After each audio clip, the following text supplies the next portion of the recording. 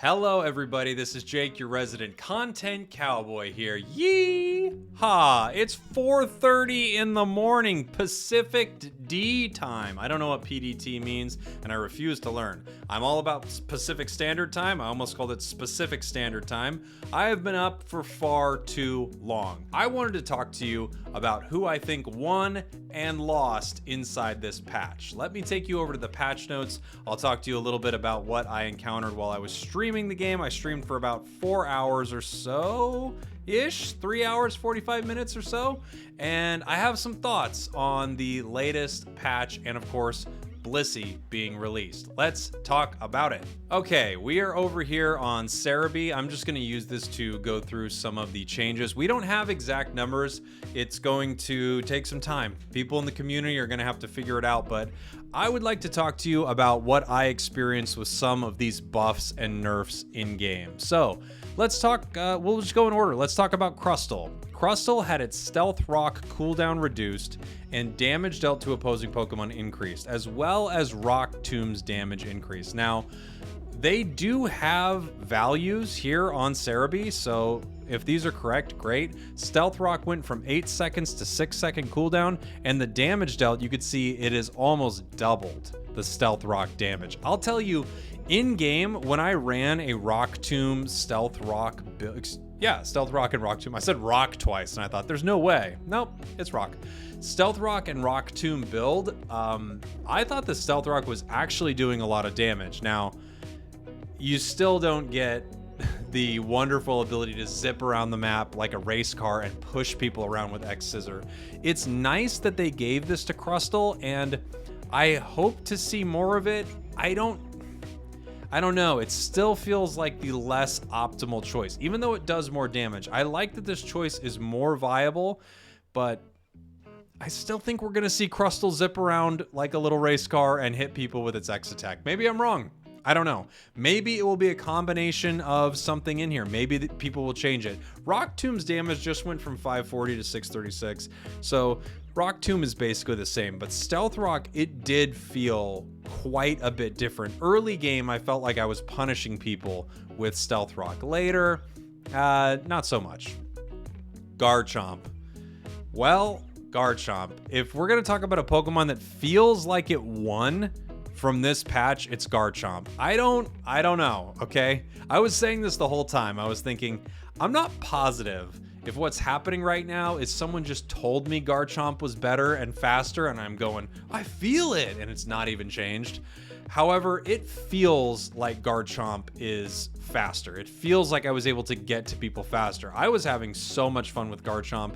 Its Bulldoze ability has increased in damage from 736 to 1141, so that's nice. That's just like a nice early game buff. The movement speed is really huge for Garchomp, so now it feels more like a speedster kind of in the jungle. And one issue you've always had with Garchomp was getting to enemies and getting away from enemies when you were dived on early in lane. So I think this is a much needed change for Garchomp, and I'm excited to see what this does, especially with the possibility of running Garchomp and Blissey together. I think Garchomp really won inside this patch. This is a big win for Garchomp, and Dragon Rush's cooldown is lowered. I like Dragon Rush. I know some people like Dig, but the utility of Dragon Rush I think is pretty amazing, being able to push people around. I've won games because I pushed people around and pushed them off a goal. Okay, Slowbro. I'm so confused by Slowbro. I don't know why they nerfed Surf. Why would they nerf Surf? It didn't need a nerf. It's a song I'm working on. It's in its final stages. It's almost done. So, you didn't need to nerf Surf. Slowbro didn't need a nerf at all. They wanted people to possibly pick Scald. I played Scald. It's useless. It's not good. Yes, I got some KOs with it. It's fun, but it's not good. You do not run Scald on Slowbro. It is not good. Don't run it. Slowbro definitely lost this patch. He got, a bit of a nerf here. Heavy Slam, going into Snorlax now, Heavy Slam got its damage dealt to opposing Pokemon decreased. Not a huge reduction, but these are also, I believe, level 15 values, so maybe as it scales, it's actually bigger earlier on. block had the duration of effects on opposing Pokemon decreased. I need to see this more because it still felt pretty much like block to me. Now, maybe they tweaked it a bit, and when you actually see, you know, trying to push someone into a wall or something like that, maybe I will notice it more. But in the couple matches I played, I don't think I saw a huge difference. Could be wrong. I could be wrong. Flail got an upgrade. We don't know exactly what happened, but I played a Flail build and it was very fun.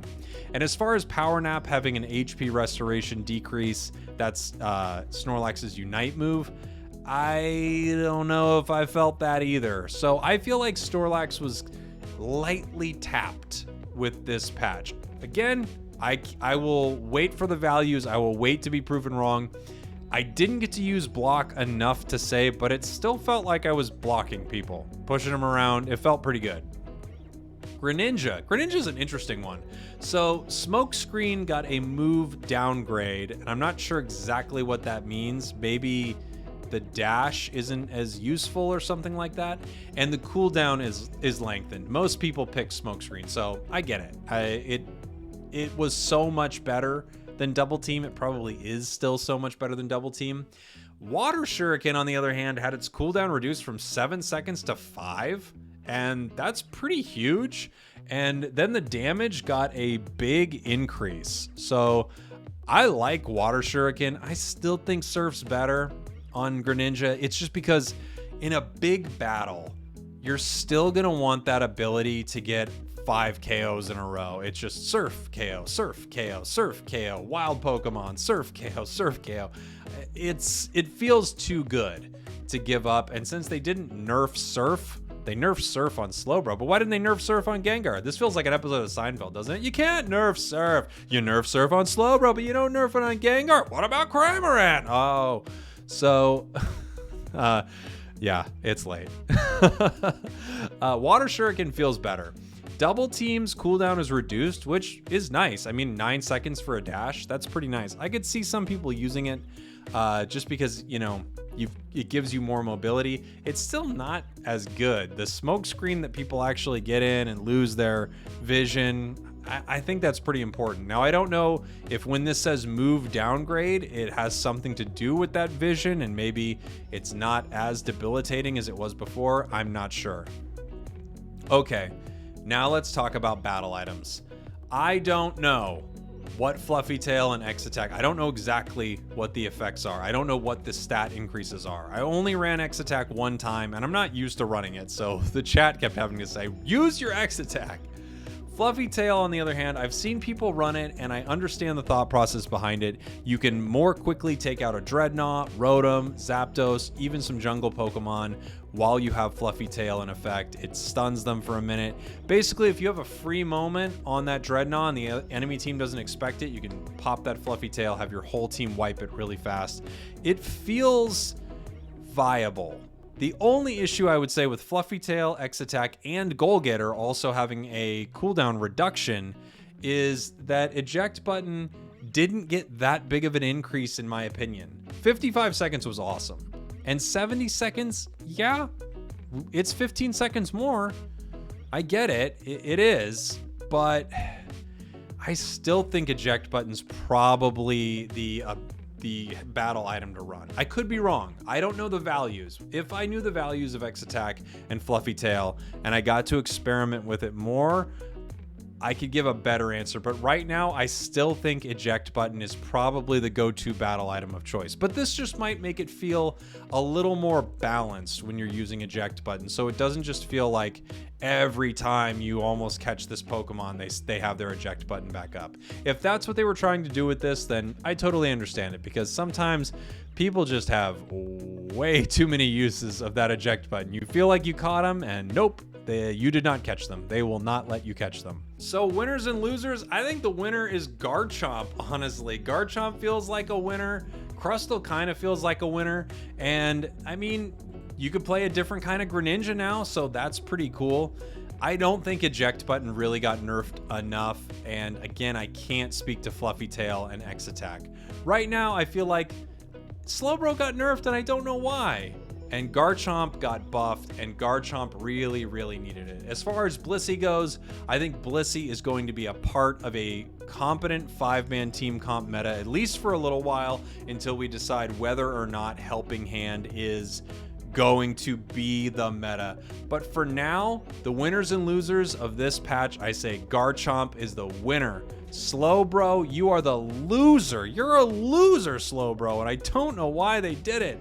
And then battle items, I saw Fluffy Tail used and it seemed pretty good. Maybe that's a little bit of a winner, but I don't think eject button's a loser here. I think that's still plenty of time. I mean, if it was 2 minutes on eject button, maybe we're getting there. If it was 90 seconds, maybe we're pushing it closer to not being that useful, but 70 seconds, I don't know. I'm gonna have to say I still think eject button is very viable, but let me know what you think in the comments. Obviously, these are all just my preliminary thoughts from playing the Pokemon a few times. I was probably streaming for 4 hours or so, and these are just some of my early ideas on who won in this patch and who lost in this patch.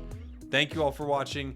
Thank you for listening. And why do you nerf Surf? You can't nerf Surf. You nerf Surf. I mean, you just can't nerf Surf. Goodbye.